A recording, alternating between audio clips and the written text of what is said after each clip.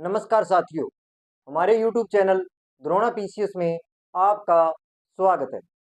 अपना टॉपिक चल रहा था हिंदी व्याकरण के अंदर समास, और उसका कुछ पार्ट अपनों ने कर लिया था कि समास के बारे में मैंने बता दिया था कि समास की परिभाषा है, कितने भेद होते हैं, ठीक है, उसके बारे में अपने चर्चा कर चुके थे। और अपने समास को प्रधानता के आधार पर कर रहे थे। सबसे पहले किसके आधार पर? प्रधानता के आधार पर। तो देखो, अपना समास किस पे चल रहा था? प्रधानता के आधार पर चल रहा था। टॉपिक क्या चल रहा था? समास। क्या था? समास। समास चल रहा था, और समास को अपने किसके आधार पर कर रहे थे? प्रधानता के आधार पर। किसके आधार पर? प्रधानता के आधार पर। इसके आधार पर अपने कर रहे थे। तो प्रधानता के आधार पर कितने थे? चार। कितने थे? चार थे। और जिसमें से पहला था अविभाव समास, इसको अपने कर चुके थे। 2 नंबर था तत्पुरुष समास। तत्पुरुष समास। तीसरा था द्वंद्व। तीसरा कौन सा था? द्वंद्व समास। और लास्ट बच गया 4 नंबर, कौन सा? बहुव्रीहि समास।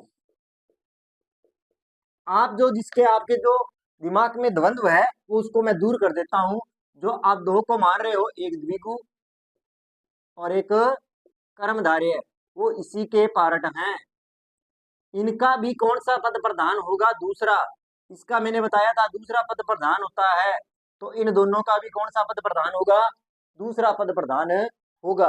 इसके बारे में चर्चा कर चुके थे। ये प्रथम है तो इसका प्रथम पद प्रधान होता है, ठीक है। इसमें दोनों पद प्रधान होते हैं। क्या होते हैं? दोनों पद प्रधान होते हैं। बहुव्रीहि में अन्य पद प्रधान होता है। इसका आप थोड़ा सा ध्यान रखना, क्योंकि कई बार सीधा क्वेश्चन पूछ लिया जाता है कि द्विगु समास में कौन सा पद प्रधान होता है, कर्मधारय में कौन सा होता है, तत्पुरुष समास में कौन सा होता है, द्वंद्व में कौन सा होता है, अविभाव समास में कौन सा होता है, और बहुव्रीहि समास में कौन सा होता है। इसका थोड़ा सा आप ध्यान रखना।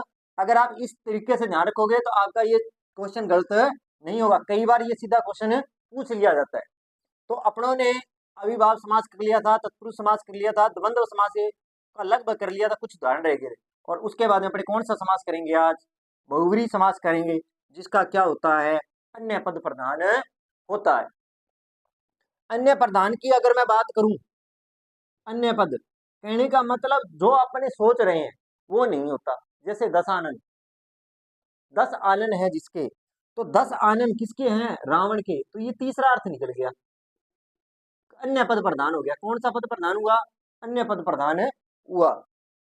तो इसके बारे में चर्चा करेंगे। तो आज हम थोड़ा सा द्वंद्व समास के बारे में चर्चा करते हैं, और उसके बाद हम किसके बारे में चर्चा करेंगे? बहुव्रीहि समास के बारे में चर्चा करेंगे। तो देखते हैं कौन सा समास? द्वंद्व समास।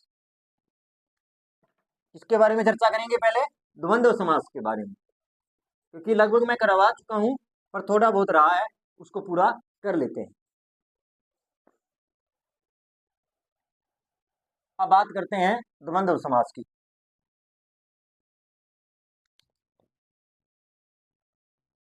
किसके बारे में बात करेंगे? द्वंद्व समास। मैं आपको थोड़ा सा पूर्व ज्ञान करवा देता हूं, और इसका थोड़ा सा पार्ट बचा है, वो आज अपने पूरे कर लेते हैं। तो देखो, द्वंद्व समास में मैंने एक बात तो अभी बता दी कि द्वंद्व समास जो होता है उसमें दोनों पद प्रधान होते हैं। क्या होते हैं? दोनों पद प्रधान होते हैं। ये आपको मैंने बता दिया था। उसके बाद में अगर मैं इसमें और बात करूं तो 1 से 10, वह 10 का पहाड़ा के सिवा कोई भी गिनती है, चाहे 11 12 13 14 15 आगे, या 10 का पहाड़ा, इसको छोड़ दें। और जो भी अगर संख्यावाचक कोई चीज, कोई भी शब्द आता है तो वो किसके अंतर्गत आएगा? इसके अंतर्गत आएगा। एक मैंने आपको डायग्राम बनाया था जिसमें मैंने बताया था 1 और 2। अगर आपसे ये पूछा जाता है तो वहां पर आप द्विगु समास मत कर देना। यहाँ कौन सा समास होगा? यहाँ समास कौन सा होगा? द्वंद्व समास होगा, क्योंकि इसमें दोनों पद अपने आप में कैसे हैं? स्वतंत्र हैं। कैसे हैं? दोनों स्वतंत्र है, इस चीज का आप ध्यान रखना। मैंने आपको एक डायग्राम बनाया, 1 2 3 4 5 6 7 8 9 10, इस प्रकार अगर संख्याएं आती हैं तो वहां आप प्लीज द्विगु समास मत कर देना, क्योंकि आपने एक देख लिया, 1 से 10 में 10 का पढ़ा, इसका थोड़ा सा आप ध्यान रखना, और इसमें कुछ नहीं है। ठीक है, अब अगर बात करें आगे द्वंद्व समास के बारे में, तो इसे 5 भागों में मैंने बता दिया था किस प्रकार है, वो उसकी चर्चा मैं यहाँ नहीं करूंगा। ठीक है, उसके बाद में अगर बात करूं जैसे और, अथवा या का प्रयोग हुआ, विग्रह करेंगे तो कौन आएगा, और अथवा या आता है, इसका विशेष रूप से आप ध्यान है रखना। इसे 5 भागों में बांट दिया था, सिर्फ आपको क्या ध्यान रखना है, एक तो वैसे बता देता हूँ, इतरेतर था, विकल्पिक था, ठीक है, क्या था, विकल्पिक था, संख्या था, ठीक है, सार्थकता था, ठीक है, और इतरेतर हो गया, विकल्प हो गया, संख्या हो गया, सार्थकता हो गया, और वैकल्पिक, सार्थकता, समानता, ये 5 पार्ट थे जिनके बारे में अपने चर्चा कर चुके थे। ठीक है, अब ये तो चीजें, इसके मैं उदाहरण भी बता चुका था लगभग, अब कुछ उदाहरण बचे हैं उनके बारे में चर्चा कर लेते हैं, और ये चीजें मैं आपको वैसे बता चुका था, आज कुछ उदाहरण बचे हैं उनके बारे में चर्चा कर लेते हैं, और इसी के साथ अपना क्या हो जाएगा, आज द्वंद्व समास पूरा हो जाएगा। चलो अब इसके क्या करते हैं, अपने उदाहरण करते हैं, क्या करते हैं, उदाहरण जो बचे थे, और इसकी डिटेल मैं पिछली वीडियो में बता चुका हूं आपको। अब अपने आगे चर्चा कर लेते हैं, आगे चर्चा करते हैं। देखो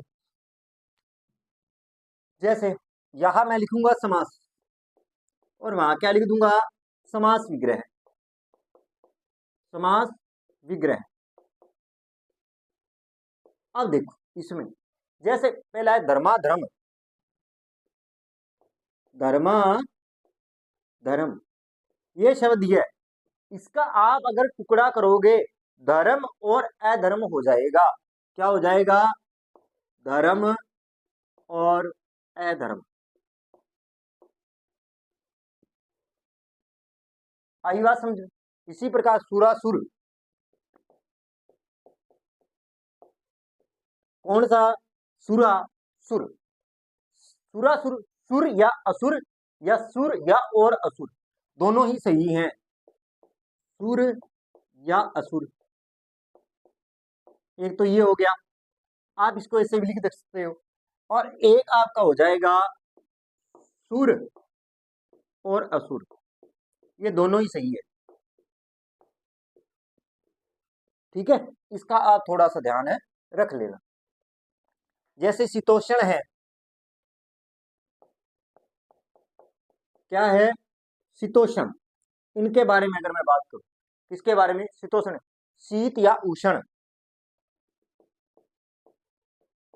शीत या उष्ण, क्या आएगा, शीत या उष्ण, यश, यशा, पेयस,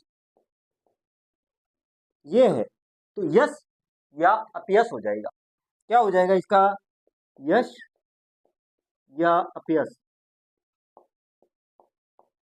ये हो जाएगा, यश या अपयश हो जाएगा। ये कुछ उदाहरण बचे हुए थे, शीत ताप, शीत ताप, उदाहरण क्या है, शीत ताप, शीत या अताप, शीत या अताप हो जाएगा इसका, शीत या अताप, ये हो जाएगा इसका, बात समझ में आई, शीत या आतप, अताप, बात समझ में आई। अब बात कर लेते हैं आगे, ये आतप होगा, सॉरी क्या होगा, आ आतप, शीत या आतप हो जाएगा। इसी प्रकार अगर बात करूं शस्त्रा शस्त्र,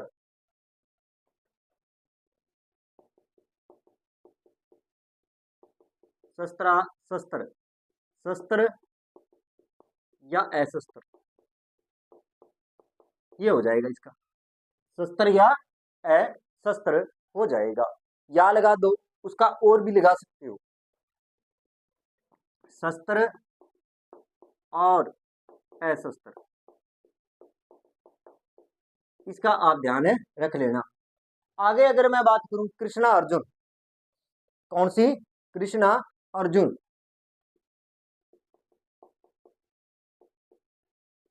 इसकी अगर मैं बात करूं, कृष्ण या अर्जुन, कृष्ण या अर्जुन, या कृष्ण और अर्जुन भी हो सकता है, कृष्ण और अर्जुन।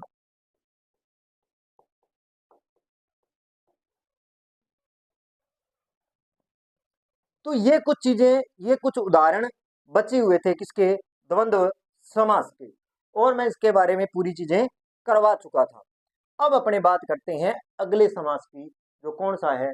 बहुव्रीहि समास है। कौन से समास की बात करेंगे? बहुव्रीहि समास की बात करते हैं।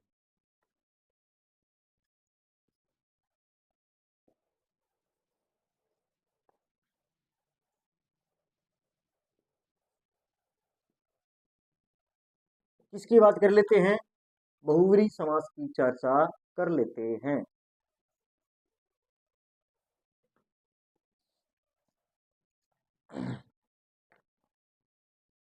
अब बात कर लेते हैं द्वंद्व समास पूरा।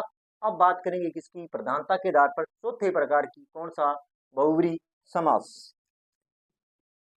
इसके बारे में चर्चा करेंगे, बहुव्रीहि समास के बारे में चर्चा करते हैं।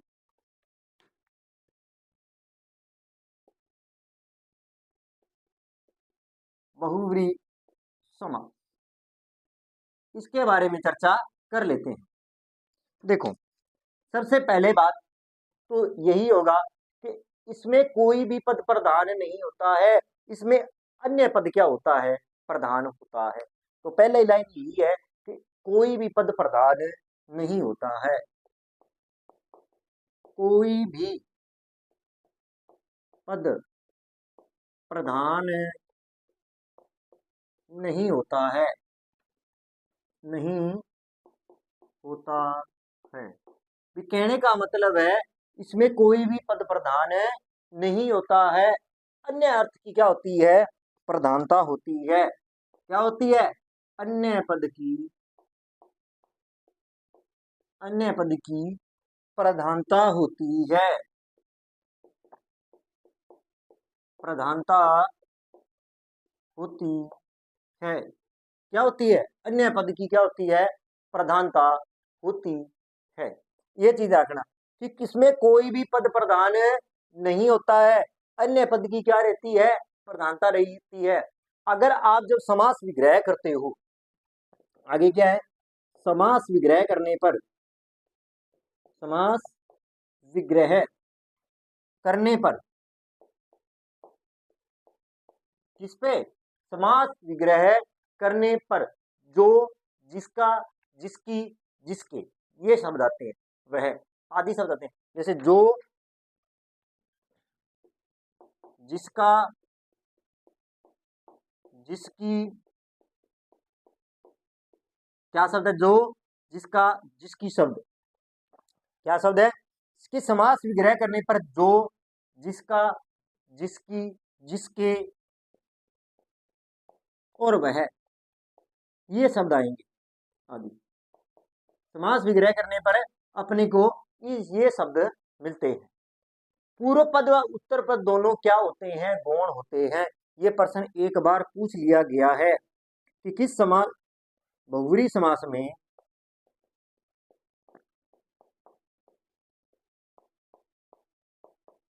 समास में पूर्व पद,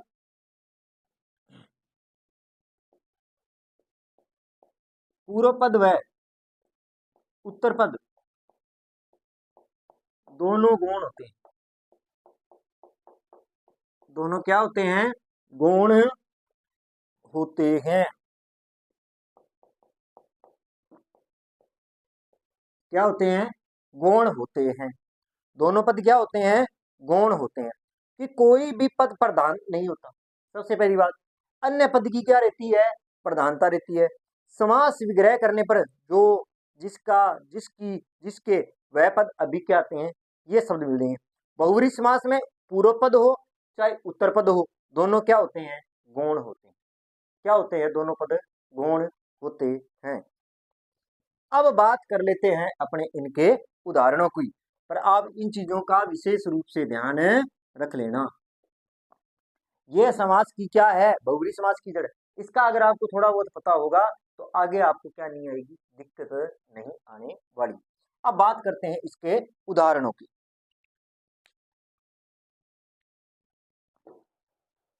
महत्वपूर्ण उदाहरण कर लेते हैं जो परीक्षा के अंदर पूछे गए हैं, उनके बारे में चर्चा कर लेते हैं।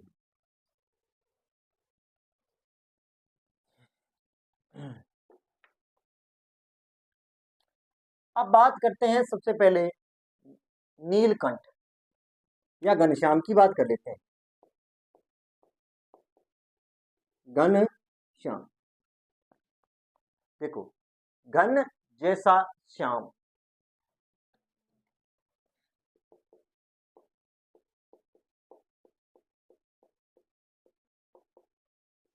श्याम कौन है,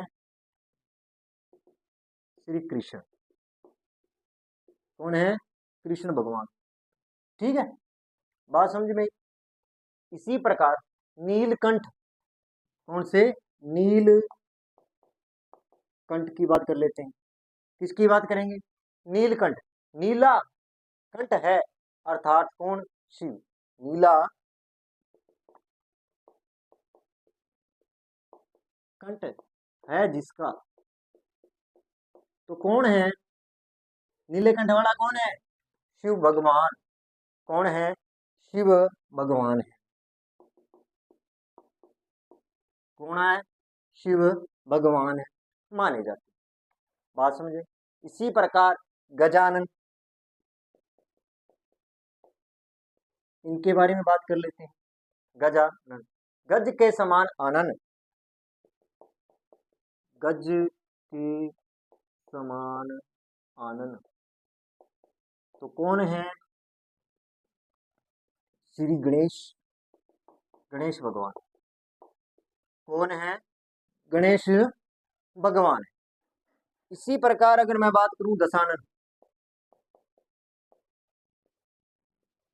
किसकी बात करूं, दशानन की बात करूं। किसकी बात करूं, दशानन। 10 आनन है जिसके, 10 आनन है जिसके, तो कौन होगा, रावण। कौन है, रावण है। बात समझ में। इसी प्रकार त्रिलोचन, त्रिलोचन कौन, त्रिलोचन, 3 है लोचन जिसके,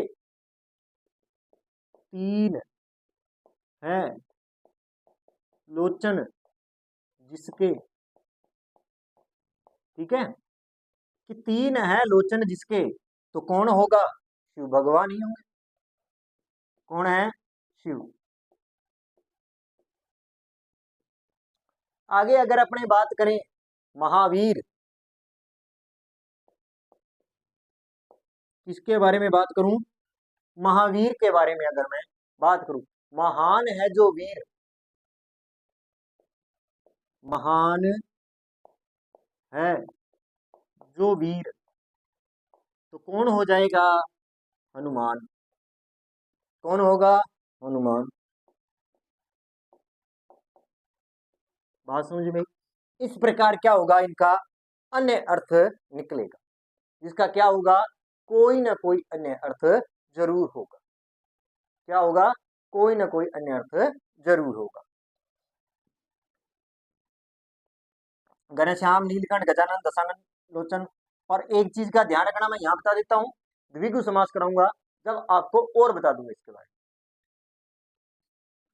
देखो, आपको मैंने कहा 1 से 10, वह 10 का पहाड़ा, ये संख्याएं वैसे आती हैं, किसके अंतर्गत आती हैं, द्विगु समास में।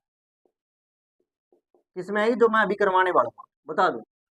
अगर ये संख्याएं आती द्विगु समास में है, अगर ऐसी कोई संख्या जैसे दशानन है या त्रिलोचन मान लो आप। उदाहरण के लिए मैंने क्या लिया, त्रिलोचन शब्द लिया। इसका मतलब कितना हुआ, 3। वैसे अब आप कहोगे सर 3 है, 1 से 10 और 10 का पहाड़ा किसमें, द्विगु। तो यहाँ फिर ये इसमें क्यों आया, कि आप ये ध्यान रखना कि जिसका तीसरा अर्थ निकलता हो, क्या निकलता हो, तीसरा अर्थ। अगर तीसरा अर्थ निकल रहा है तो वो द्विगुण है, होकर संख्यावाचक होने के बावजूद वो किस में चला जाएगा, बहुव्रीहि में चला जाएगा। किसमें चला जाएगा, बहुव्रीहि समास में चला जाएगा। इस चीज का आप विशेष रूप से ध्यान रखना कि 1 से 10 व 10 का पहाड़ा वैसे संख्याएं किसमें आती हैं, द्विगु समास में आएंगी। पर अगर उस शब्द का त्रिलोचन जैसे शिव अगर तीसरा अर्थ निकल रहा है या देवी देवताओं से संबंधित कोई शब्द है तो वो किसके अंदर चला जाएगा, बहुव्रीहि समास में चला जाएगा। इस चीज का आप विशेष रूप से ध्यान रख लेना वहां पे। अब बात करते हैं आगे।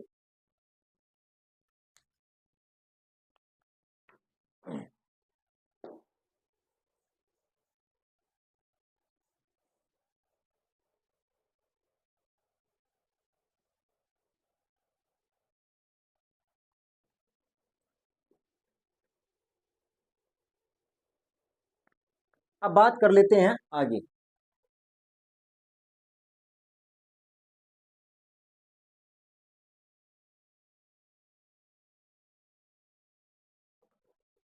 आगे इसके उदाहरण देखते हैं।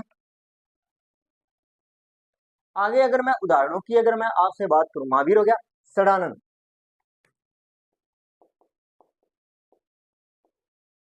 किसकी बात करेंगे, षडानन। षट आनन है जिसके, षड षट षट आनन है जिसके, तो कौन हो जाएगा, कार्तिकेय। कौन होगा, कार्तिकेय।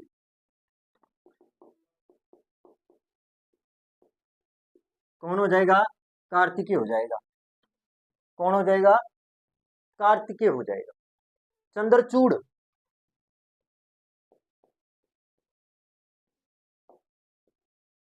इसके बारे में बात कर लेते हैं। चंद्र चंद्र चंद्र चूड़ पर है जिसके, चंद्र चूड़ पर है जिसके, तो कौन हो जाएंगे, बराबर शिव हो जाएंगे। ठीक है। इसी प्रकार अगर बात करूं गिरिधर,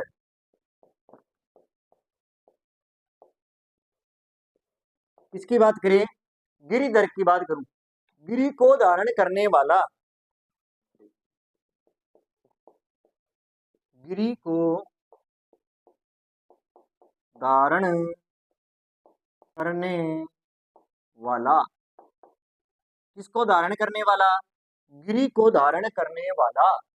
तो कौन होगा गिरि को धारण करने वाला, विष्णु भगवान होंगे। कौन होंगे, वज्र पाणी। किसकी बात करें, वज्र पाणी। वज्र है पानी में जिसके, पानी का मतलब हाथ, वज्र है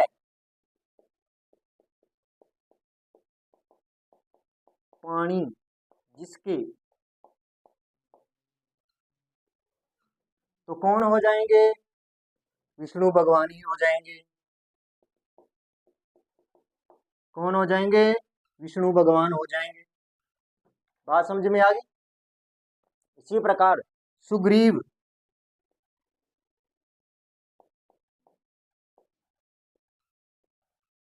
किसकी बात करेंगे, सुग्रीव की बात। सुंदर है ग्रीवा जिसके, ठीक है।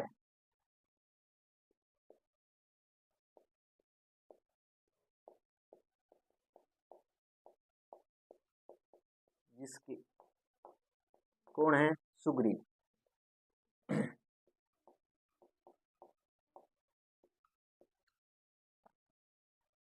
ठीक है। इसी प्रकार अगर बात करूं मैं जलज, किसकी बात करूं, जलज की बात करूं, जल में जन्म लेने वाला, जल में जन्म लेने वाला कौन होता है? कमल। कौन है? कमल। षडानन षट आनन है जिसके कार्तिकेय, चंद्रचूड़ चंद्रचूड़ है जिसके वह, गिरिधर गिरि को धारण करने वाला, वज्रपाणी वज्र है पानी जिसके, सुग्रीव और जलज। अब बात कर लेते हैं, थोड़े से और उदाहरण है वो और देख लेते हैं।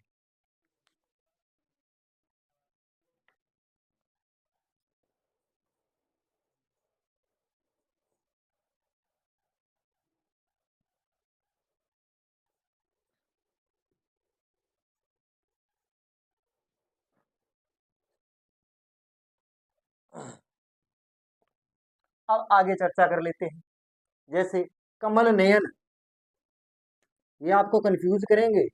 कमल नयन कर्मधारय का समास में भी आता है। कमल नयन, कमल रूपी नयन भी होता है। कमल के समान नयन है जिसके, कमल के समान, कमल के समान नयन है जिसके, नयन है जिसके, तो किसके हैं? राम, श्री राम, राम के। इसी प्रकार अगर अपने बात करें हंस वाहिनी, हंस वाहिनी, किसकी बात करें? हंस वाहिनी। हंस है वाहन जिसका, हंस है वाहन जिसका, तो कौन होगा? हंस है वाहन जिसका, किसका वाहन है? सरस्वती माता का, सरस्वती। ठीक है। मुरारी, किसकी बात करेंगे? मुरारी। मुर आ आरी है, मुर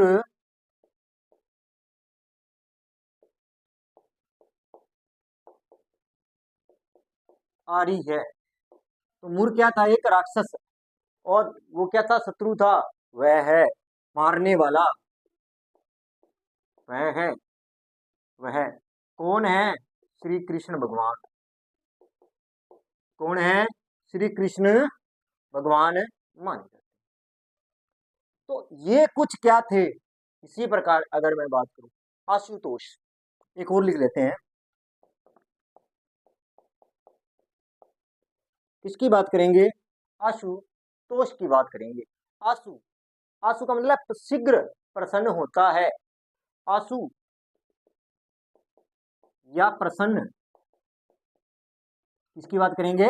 आशु प्रसन्न होता है, शीघ्र, शीघ्र। आशु का मतलब यहां शीघ्र लिखो, शीघ्र प्रसन्न होता है। कौन होते हैं? शिव भगवान। कौन होते हैं? शिव भगवान। कभी तो पंजाबी सॉन्ग बना है, आशुतोष क्या है? शीघ्र प्रसन्न होने वाला। क्या? आशु जो क्या होता है? शीघ्र प्रसन्न होते हैं। ठीक है। ये किसके उदाहरण थे? ये उदाहरण है बहुव्रीहि समास के। किसके? बहुव्रीहि समास के उदाहरण है। और इसी के साथ अपना जो प्रधानता के आधार पर है, किसके आधार पर? प्रधानता के आधार पर। किसके आधार पर?